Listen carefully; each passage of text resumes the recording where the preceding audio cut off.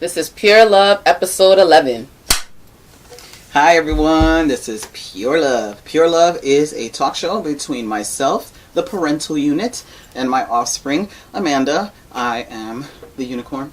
I am the mermaid. And this show is about sustainable relationships with our children, talking about sex, and using the sex talks to combat child sexual abuse. And really talk about power, oppression, rape culture, all of that stuff. So we've been sharing a lot about ourselves, and today, episode 11, is about Triple X and Kink.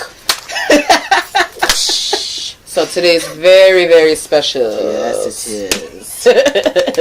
Okay. So this episode, the topic for this episode came about because my daughter was just like, kind of asking me some questions, and I was like, before I answer, let's just do it on camera. So, two birds, one stone. So, well, I guess a backstory. I'm a part of, like, group chats, and just because I am a part of the queer community, like a sub-community of the queer community is the kink community. So a lot of people that I know, it's like the poly, kink, and queer all like make this Venn diagram. So I know I've been meeting a lot more people, and a lot of them are into kink and have talked about dungeons and play parties and all types of stuff. Things that I've heard about growing up and that I've known of, but I've never participated or experienced anything.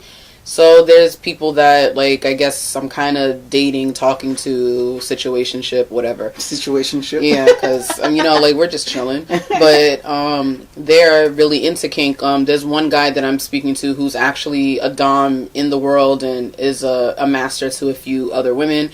So I was wondering, like, because, you're always interested about it because it's so, like, dark and taboo. So I was always kind of, like wondering about it, because I know I'm not completely vanilla, but I'm not like Belgium chocolate either.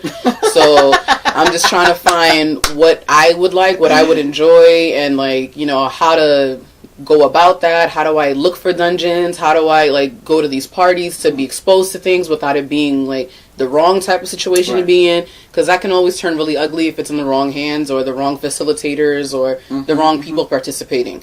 So I definitely I knew that my mom is the best person to ask if I would ask anybody about kink, so that's where the conversation started.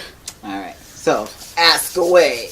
So, how did you first get into kink? Like, how did you first, like, did you go to a party, or did you go to a dungeon, or did somebody, like, spank you and you were like, whoa?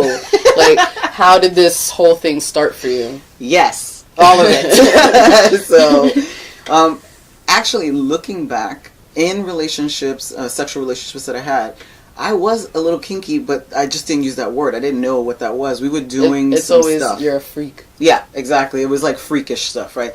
So we were doing things, me and my partner, whether it was maybe spanking, hair pulling, a little, aggressive, unquotes, aggressive talk, puppy play, which is, other stuff, like a human person pretending to be a puppy and getting like the head rubs and fetching and things like that. That's like advanced stuff. But my knees aren't good for that. I got bad knees. I was doing that, but I didn't know. It was just like it really came natural with some of the people that I was with. So yeah. But what I did, what happened was I started learning the safety stuff around it, right? Like and being more contracts and more intentional. That's the thing. It was like more intentional. Like, I am doing this thing. This is what I want. This is what I don't want. So I think once I picked up, or this woman, we picked each other up way back when, and went back to my place, and we started fooling around, and she got kinky, like asking me to spank her and call her names and things, and I had not at that point, that was like the onset. I was kind of like, what the hell? What does she want me to do? And I was just like, like, bang, bang. And she was like, harder, harder. And I was like,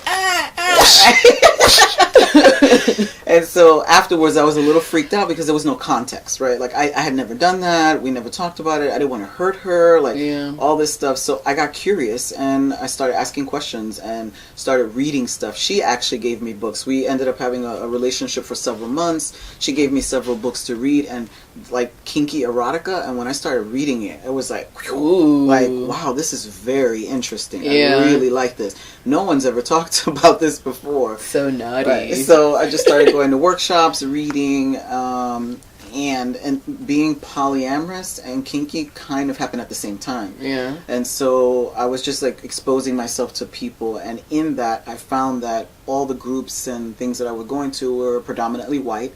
So I began my own group 20-something years ago, or 20 years ago almost, yeah. I started a group called Shades of Poly. And I remember that. Through that, I started doing kinky stuff, doing workshops, and forming community around people of color who were thinking about it, doing it, and not calling it kink, thinking it was a white thing, yada, yada, That's yada. a big thing. This is like, that's what white people do. And I'm like, and I think a big thing, a part of it is too, and I think with me, I thought about it, is the whole slave master thing, being a person of color, and when it's a predominantly like white thing, because I'm like, there's no way in hell I'm gonna be a slave to a white master, even if it's consensual. You know, like I would not feel comfortable with that. If I were to do that, I would be more comfortable with someone who's POC. Right, person of color, and so like. So, and that's everybody's prerogative, right? Because I know people of color who play with white people, and it's totally fine. The thing about kink, for me, the great takeaway for me was that it is, it's just like, it's written, right? It's like, I am this, you are that. I like this, you like that. And let's come to the middle. Let's do this. This is the safe word. We'll have an hour to do this. To me, it was so logical and so clear, and also so taboo in a sense that, we were messing with things, but with a person who in real life, treated me fantastically, lovingly, and we grew together, and then we had these moments where we played with power, very consciously. And I have to say, and I've said this over and over and over again, my experience, not other folks, but I'm speaking from my experience, that kink was one of the biggest mechanisms or vehicles for my healing and my survivorship. Because of that logical thing, because of safe words, because boundaries. Yeah, the boundaries, and also because it's encouraged to talk to people and say, yeah, I'm not into that, I'm into this, I like this, the negotiating part. Right. You get to say what you want and how you want it. I was like, this is a whole new world. It was like, Beautiful. am connected to my body in a different way. I had to know about, anatomy, things, safety stuff around how not to hurt or how not to get hurt, and pressure points. It was just it called to me in a big way, and it really helped me through my healing. And even today, I have to say, kink is the biggest connection in terms of like when I have relationships. Like I like to have a kinky aspect of my life. Actually, it's all of my life, really. Yeah. It makes a lot of sense to me. It makes me happy. It's logical, and it's great. I feel good about it. Let me see. Like, I know, like, for me personally, I'm just like, how would I find said dungeons, and what am I expecting? Like, what would I expect if I were to go to a dungeon? Like, what's the decorum? What, like, what kind of vibe is it? Do I have to dress a certain way? Is there, like, a code word I have to say at the door? Like, because, you only see movies and see stuff about it, and they're like, what's the password? And they're like, yes, there's a mistress waiting there saying, get it right? Yeah, and then there's always, like, a sleazy party where everyone is just, like, going at it, and then somebody walks up to you, like, all slinky, and I'm just like, I don't want that. Like, I don't want any unwanted touching. So I'm just like, is there a contract you sign at the door? Like, what safety precautions do they take? Like, like, all types of stuff. I just want to know how I would go about that if I were to try to, like, let me see what it's about, one day. Well, first I want to say, just like any interaction, whether it is vanilla, how they say when people are not kinky, or kinky, doesn't matter. There's always potential for bad things to happen, right? So just because you're kinky and you have your safe word and you've negotiated and you have boundaries, doesn't mean that it will happen that way. It is just more an acknowledgement. So there's no confusion afterwards and say, well, know. Right, I didn't know you didn't want that. No, actually, you did know because I said it in writing, and you've crossed that boundary. So it's almost like it teaches, if you do it the right way, accountability. It teaches that I didn't like that, so, I want to do this instead, or I'm going to say my safe word. And a lot of people say red, yellow, green. Red, stop completely. You don't even have to process the shit. It's just stop. Yellow, ease up a little bit. Green, go, go, go. This is feeling great. I'm loving it, right? So we have a lot of those mechanisms. So just to say, you can create a container of safety and also know that, there are people and situations that shift things. So I don't want to create this like beautiful pink bubble that everything is wonderful there. So in that, so there are dungeons, there are people who create play parties, which I used to do in our home. So there are play parties in people's homes. So the atmosphere can change greatly. It could be huge, or it could be this tiny little studio place that has a mattress and a bench so somebody could bend over and get spanked, right? So it's always going to shift depending on what city you are in or all that. What you can expect is also very different. Some places will have contracts as soon as you walk in, and basically it says you are over this age. For some places it's over 18, other places over 21. You understand that this is a play party. You will not touch anyone without consent. You have your own equipment. You will clean the equipment that you use here. Like all of the kind of safety precautions, you sign it, you go in, right? Some places have memberships and stuff. Other people have, like I said, in their homes, and you come in and it's like you just come in. So some places will have an opening circle where they're, hey, let's introduce one another. Let's say our pronouns. Let's say what we're looking for. And then let's talk about the rules. And now everyone have a good time and play, right? And I'm going to use the word play a lot, and I'll say what that is. And then other places is there's no opening circle. You go there, it's a play space. You go in and you kind of look around, and then you try to find someone who wants to play with you, and it's up to you to decide how you're going to negotiate that. Okay. So you're like, and when I say play, it's a broad kind of term that a lot of people use to say play or scene, right? So it's like, would you like to play with me? I like using that word because it's like, it's like play is so subjective. So if somebody says yes, what does that mean? So now we got to sit down and talk about, well, tonight, because it doesn't mean that it's every day of your life you want to do this, different. Right? It's like, tonight I'm looking to make out, or I'm looking to get spanked a little bit. I haven't been spanked in a long time, so maybe I'm a little tender, so please check in with me. I'd like to have some name calling, and then afterwards, aftercare is like a hug and a cup of water, or some people are like, I don't need aftercare, I'm kind of fine with that. And that's just the care afterwards, right? Because people are exchanging energy, and then sometimes people need something, right? So the top could say, there are tops and bottoms, usually used in sexual context, who is giving and receiving, or there are dominants and submissives, there are masters and slaves, there are madams, mistresses, and service people. Like, there's a lot of different language, also subjective. Some people like to have a definition for these, but people kind of use them interchangeably. So just because somebody says, I am a master, it's good to ask, like, what does that mean to you, right? Because you never want to just make assumptions around that. And so each space is going to be different. So one of the things that I used to do is I used to go with friends, just to as a safety precaution, Yeah. The very, very, very, very first time I ever went to a play party, I was a little traumatized. I went with someone, and it was like a lesbian and trans party. It was predominantly white in New York, and it was fantastic to walk into and like witness people just like being so open and like really showing their desires and playing out in public. And what a like a gift to like witness these things.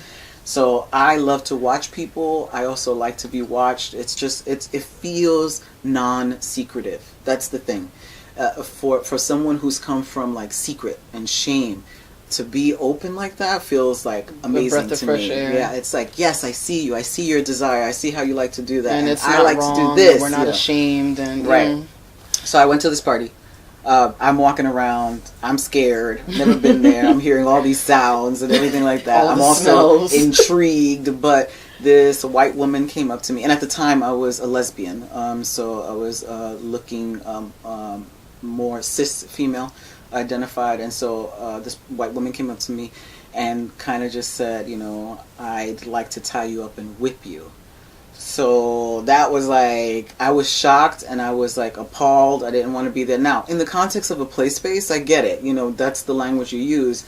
But for a first timer, right? Like... And also, this has been the big piece of the work that I've done in the kink community is about talking about race and class and ability in kink spaces. Because just because you're kinky doesn't mean that you're just an evolved person that transcends, racism and sexism, right? So when a white woman came up to me to say, "I want to tie you up and whip you," that was scary to me. I think it might have been a little different if she said, "Would you like to play with me? I am a dominant. These are the ways I play." If a white person came up to me, right. I'd be like, "Excuse me?" Right. And so she didn't do anything wrong. Yeah. It just landed on me a certain way. This is new to you. Right. And so it made me think a lot about power in kink and in kink spaces, but also how, as people of color, poor people, trans, queer people, differently abled people, that we come into those spaces, we can't leave our identities at the door. We can't just be like, "Oh, I'm going to leave my blackness and my indigenated, being indigenous at the door right now, and then I'm just going to come in and just be kinky." Actually, for me, I can't do that. Maybe other people can, and there's no judgment there, but that's the way that I navigate it. So safety is subjective, but it's good to go in there maybe with a buddy, and just, I would say, the first time you go, kind of observe. Just look around and see what people are doing and how it goes. So my final question. That's it? Final question? Yeah, because, I wanted like a quick little thing because I'm like, I'm still thinking about it. It's not like if I'm going to take a more serious approach to it, then I think we can do more. Okay. But like, because I know you said every place is different, but like, so for example, in the movie Nymphomaniac, the main character, she went to like this dungeon place to have this guy tie her up and beat her and stuff. Oh yeah. But the way that it happened was she just walked in and he just started telling her to do stuff. Right. So I'm like, how realistic was that scenario in the movie? I actually think people talk a lot more than that. And I don't know every kinky person in the world. So I would say it's a possibility that it could happen like that. But I would think that it's a person that's really sure of it, right? That wants to and doesn't feel obligated just because somebody calls themselves a master. For me, personally, I need to have those conversations. So I identify as a top-heavy switch, meaning I can be submissive and I can be dominant, but these days I've been more dominant than submissive. And so for me, as a dominant, I have to ask questions. I want to be a responsible dominant, so I ask people, with great power comes great responsibility. If they have injuries, if there are any triggers, definitely, and I identify what a trigger means to me. Like not just every day. I mean, like a trigger, like something's gonna put you in some hole or something. What your desires, and it all depends. Is this pickup play that we're in a play party and we're gonna do a scene for 30 minutes, or is this a person that's potentially going to be a lover or a person for longer sessions? I so guess. You can go deeper with questions and things like that, but there are parameters around that. Like what do you want? What do you desire? And if you don't know what you want, it's like, I've not done this before, and I'm willing to explore, right? Because I feel like, according to like the way you described yourself, I guess I would be a sub-heavy switch then, I guess. Because I'm like, I guess I enjoy being submissive, but not all the time. Right. So sometimes I want, depending on who the person is, the situation, I can be the aggressor or I'm not. So I guess it kind of depends. I guess I would be a sub-heavy switch. Yeah, and people get to decide too. For some people, it's like, we only do this when we decide and we're having sex and we're going to play, right? Or every time we see each other, meaning anytime we're in space together, this is how we interact with one another. Or for some people, they say 24/7. A lot of people say 24/7 doesn't exist because we have to live in the real world. Yeah. But I'm not going to argue that, but some people use the term 24/7, meaning that it's mostly throughout their entire life, the way they interact with their partner. It's a lifestyle. It's a lifestyle, right? So it differs. It's such a long spectrum, and kinky can be from a person who likes to be hair pulled and spanked, right, to all the way, to other ends of it that people like to get peed on. Right. Yeah. Or, get cut and things. And to me, this is not a conversation about, oh my God, why do people like that? I think it really boils down to, it's about power. It's about an intentional tryst with power, with other people who want to do that and agree to it. That's it. We all like power. We all play with power in one way or another. Mm-hmm. And so this is just an intentional way to do it sexually, or in that sexual realm. For some people, kink has nothing to do with sex, however you define sex, whether it's penis and vagina, vagina and vagina, penis and penis, however the case may be. For some people, sex has nothing to do with it. It has to do with purely the interaction of power, the power dynamic.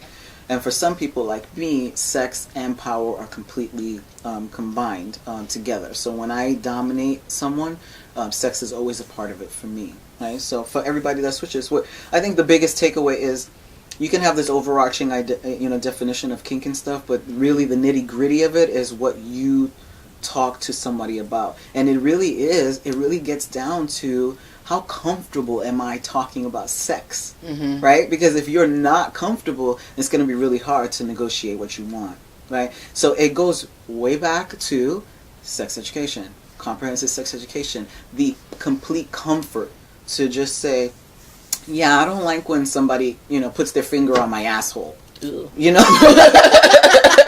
So graphic.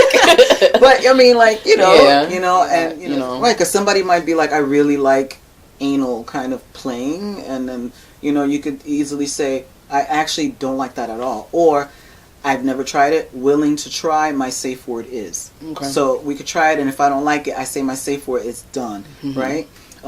So it's a journey, and I'm still in that journey after almost 20 years, like really learning myself as a dominant. Each relationship I'm in where I'm a dominant, I learn more about myself. I hope I become better and better.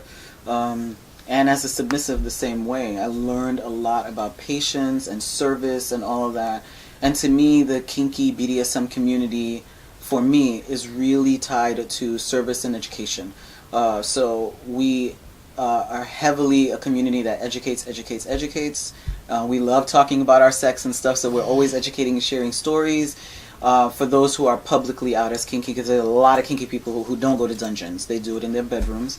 And service, the service that we do, kinky community, gives service in terms of a lot of sex educators, and even as a group, there are lots of groups that do activist kinds of work around HIV, around combating rape culture. So a lot of kinky people are active and really connect the political to our kink, especially because kink has been such this, dark thing, and people are weird, and people attach a stigma to it, or assume that anything goes because you're a kinky person. Exactly. Yeah. If you say you're kinky, you're like, oh, well, then you like anything. It's the same thing when people will be like, oh, you're a lesbian, so you like every woman in the world. Not true, right? Not at all. So very subjective, wonderful journey for me. For some people, it doesn't work at all, but it's for people to choose. I like that it should be a choice. It is there, and you can choose to dabble in it or choose not to. I think for me, my biggest thing is if I were to agree to have, because, in order for me to be, in this context, for me to be someone's slave, I have to agree and give up some power to this person who I'm allowing to be my master, because we're both agreeing to do this. I would have to find someone who I would feel safe with having that little bit of control or power over me for however allotted time it is. Right. You know, so I feel like that's a big thing, the trust, because it's all about trust and communication and boundaries. Like, if we're doing things that are kinky, like, I'm trusting you with my body, with my safety, depending on what we're doing. Like, if it's asphyxiation play, I'm trusting you with my life. So I'm like, I definitely, if I were to seriously dabble into it, I need to find someone who I trust completely with myself. And I say this, that some people absolutely need to do exactly what you just said, and other people are very fine going to a play party and doing a scene with someone, calling them sir or master or ma'am or madam, and being okay with it. They don't need to know the person, they just want to experience. So again, it's also a spectrum in how people get there. But I would say too that that when I always talk about kink, or other people talk about kink, we're always saying we need to talk because I have my life in somebody's hand because this is kinky. And I have to say, this should go across the board. Yeah, not just for kink, but yeah. Any kind of sexual activity, right? Because we are putting our trust into someone. We are doing all these things. It's just another part of that spectrum I talked about, right? So we should be a culture that's talking very openly and honestly about our desires and all that stuff, and being able to say, yeah, I like it, no, I don't, let's do this again, let's do that more, let's do that less. Especially because it's such a humongous part of our culture and society. It should be an open conversation. But religion. So, any last questions about kinkiness? I feel like maybe we can have a part 2. Okay. To talk about an update in my journey to kink. The Chronicles of Amanda's kinky journey. All right. As always, thank you everyone so much for listening to us. You know, subscribe, like, share, comment, add questions. We love to hear from you guys. We love answering your questions, responding. So just send it all our way. Share our videos. Let everyone know. Yes. We appreciate all your feedback. Thank you so much. And you can find us on YouTube, Pure Love Talks, or my website, igrivera.com. Thanks, everybody. Thank you. And remember...